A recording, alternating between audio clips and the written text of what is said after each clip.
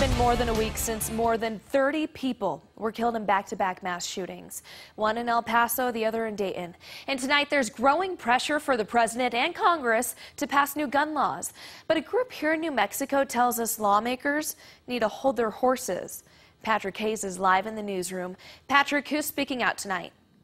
Well, Cassie, the group is called Cowboys for Trump, and they have a history of supporting the president. Now, they're based here in New Mexico, but they've been getting a lot of national attention, and now they're asking President Trump for his attention.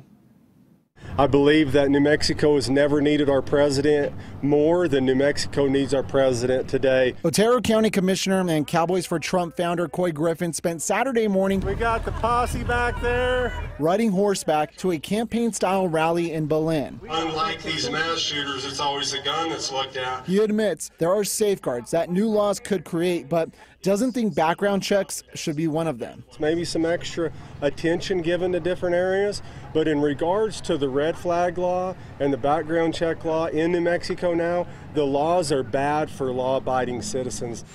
In Washington, President Trump says he will push for more gun background checks after those deadly mass shootings in El Paso and Dayton. There's been no president that feels more strongly about the Second Amendment than I do. However, we need meaningful background checks so that sick people don't get guns. We elect you to represent us. Cibola County Sheriff Tony Mace says we should enforce the laws we do have. You know, we have the expanded background checks that came effective in law July 1. It has done absolutely nothing to protect citizens or prevent crime. We know that. There's still homicides in Albuquerque. There's still homicides and murders and shootings everywhere. Meantime, Democratic Congresswoman Social Torres Small says it's time for the Senate to follow the House's leadership and pass universal background checks. The safety of our communities depend on it. What Washington needs right now is a dose of reality. But her opponent in next year's election disagrees. I mean, we need to look at other things besides just the gun, and I think anything that impedes our Second Amendment is not I'm not in favor of, and I don't think this district would be either.